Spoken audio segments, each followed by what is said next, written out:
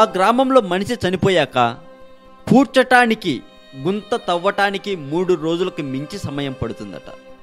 అంత లోతుగా తవ్వుతారా అనే ఆలోచన వచ్చింది కదా. ఇది పక్కన పెడితే మరొకటేంటో తెలుసా, మనం వాడుతున్న పెన్నులు అక్కడ వాళ్ళు వాడలేరు. ఎందుకంటే పెన్నులోని ఇంకు మొత్తం గడ్డకట్టుకుపోతుంది కాబట్టి. ఇంకు గడ్డకట్టడం ఏంటిరా బాబు అనుకుంటున్నారా?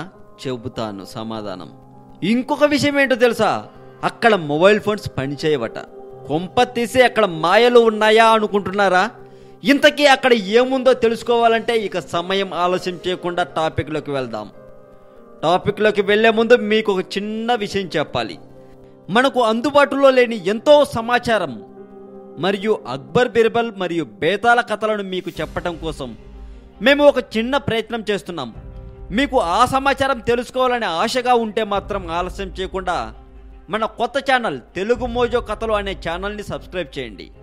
అలాగే ఆ ఛానల్ని సబ్స్క్రైబ్ చేసిన మొదటి 1000 మందిలో నుండి 3 సెలెక్ట్ చేసి వాళ్ళని విన్నర్స్గా ఈ ఛానల్ ద్వారా మన తెలుగు మోజో అభిమానులందరికీ పరిచయం చేయటమే కాకుండా బహుమతులు కూడా అందిస్తాం. సో ఆలస్యం ఎందుకు, తెలుగు మోజో కథలు ఛానల్ని సబ్స్క్రైబ్ చేయండి. ఒకవేళ మీరు సెర్చ్ చేసిన ఛానల్ కనిపించకపోతే ఈ వీడియో డిస్క్రిప్షన్లో తెలుగు మోజో కథలు ఛానల్ లింక్ పెడతాను, క్లిక్ చేసి సబ్స్క్రైబ్ చేయండి. ఇక ఆలస్యం ఎందుకు, విన్నర్ మీరే అవ్వండి. ఇప్పుడు టాపిక్లోకి వెళ్దాం. సాధారణ సమయాల్లో అక్కడ -30 డిగ్రీల ఉష్ణోగ్రత ఉంటుంది. ఇక చలికాలం వస్తే అది కాస్త -71 డిగ్రీల వరకు వెళుతుంది. ఇప్పుడు ఆ గ్రామంలో ఉష్ణోగ్రత -50 డిగ్రీలు ఆ పైనే నమోదవుతుంది. అయినా అక్కడి ప్రజలు ఆ ఉష్ణోగ్రతలకు వాతావరణ పరిస్థితులకు అలవాటు పడిపోయారు. ఇంతకీ ఆ గ్రామం పేరేంటో తెలుసా? ఓయంయాకోన్. రష్యాలోని ఒక మారుమూల గ్రామం. సిటీకి చాలా కిలోమీటర్ల దూరంలో ఉంటుంది ఈ గ్రామం. సిటీ నుంచి ఆ గ్రామానికి వెళ్ళాలంటే 2 రోజుల పాటు వాహనంలో ప్రయాణించాల్సి ఉంటుంది.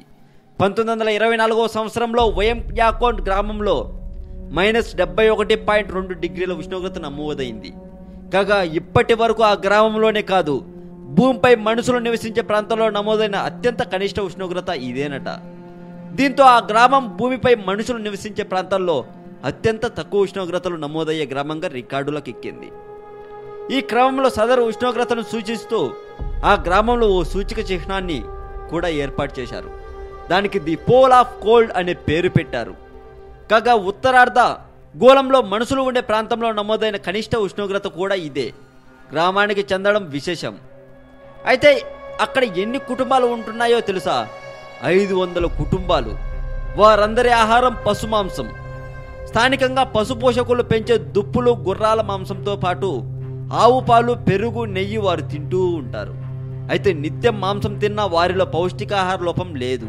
అయితే ఆ కుటుంబాలన్నిటికీ మాత్రం కేవలం ఒకే షాప్ ద్వారా ఆహార పదార్థాలు, ఇతర వస్తువులు అందుతూ ఉంటాయి.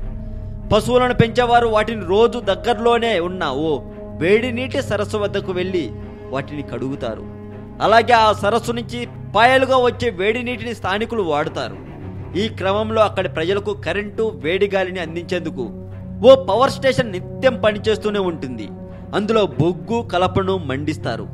అయితే ఆ పవర్ స్టేషన్ మాత్రం ఎప్పుడు పని చేయాల్సిందే. అలా కాదని ఒక్క 5 గంటల పాటు పని చేయకపోతే మాత్రం ఆ గ్రామం మొత్తం నాశనమైపోతుంది. ఎన్నో సమస్యలు ఎదుర్కోవాల్సి వస్తుంది. కాగా ఓయంయాకోన్ గ్రామంలో ఉండే విపరీత పరిస్థితుల కారణంగా అక్కడ మొబైల్ ఫోన్లు పనిచేయవు. పెన్నుల్లో ఉండే ఇంకు గడ్డకడుతుంది. అక్కడి ప్రజల వాహనాలను ఎప్పటికీ ఆన్లోనే ఉంచుతారు. ఎందుకంటే చలి కారణంగా ఒకసారి ఇంజన్ ఆఫ్ అయితే మళ్ళీ దాన్ని స్టార్ట్ చేయడం ఇక వాళ్ళ తరం కూడా కాదు. ఈ క్రమంలో వాహనాల బ్యాటరీలు కూడా పవర్ను కోల్పోతాయి. అయితే అంతటి గడ్డ కట్టించే చలి ఉన్నా అక్కడ ప్రజల టాయిలెట్లు మాత్రం ఇంటి బయటే ఉంటాయి. కాగా అక్కడ ఎవరైనా చనిపోతే దహనం చేయడం ఉండదు, శవాలను పూడ్చి పెడతారు. అయితే శవం కోసం గొయ్యి తవ్వేందుకు మాత్రం వాళ్ళకి 3 రోజులు సమయం పడుతుందట. ఎందుకంటే భూమిపై ఉన్న మంచునంతా కరిగించి గుంతను తవ్వాలి కదా, అందుకే అంత సమయం పడుతుందట. అందుకు వారు మంచుపై 2 రోజుల పాటు మంట పెట్టి ఉంచుతారు. దీంతో మంచు కరుగుతుంది. అనంతరం గుంత తవ్వి పూడ్చి పెడతారు. ప్రస్తుతం ఈ గ్రామాన్ని పర్యాటక ప్రదేశంగా మార్చాలని అక్కడ ప్రభుత్వం నిర్ణయం తీసుకుందని సమాచారం. ఈ వీడియో మీకు నచ్చితే లైక్ కొట్టి మీ ఫ్రెండ్స్కి ఫేస్బుక్ ద్వారా షేర్ చేయండి. మరి మరింత ఇలాంటి సమాచారం తెలుసుకోవడం కోసం సబ్స్క్రైబ్ చేయండి తెలుగు మోజో ఛానల్. మరి పురాతన కథల గురించి, బేతాళ కథలు మరియు అక్బర్ బీర్బల్ కథలు లాంటి గొప్ప గొప్ప కథల గురించి తెలుసుకోవాలని మీకుంటే మాత్రం తెలుగు మోజో కథలు అనే ఛానల్ని సబ్స్క్రైబ్ చేయండి. అది కూడా మందే. మరి ఆలస్యం చేయకుండా సబ్స్క్రైబ్ చేయండి. మొదటి 1000 మంది సబ్స్క్రైబర్స్లో నుంచి ముగ్గురిని సెలెక్ట్ చేసి విన్నర్స్గా ప్రకటిస్తామన్న విషయం మాత్రం మర్చిపోవద్దు. ఇక ఆలస్యం వద్దు, సబ్స్క్రైబ్ చేయండి.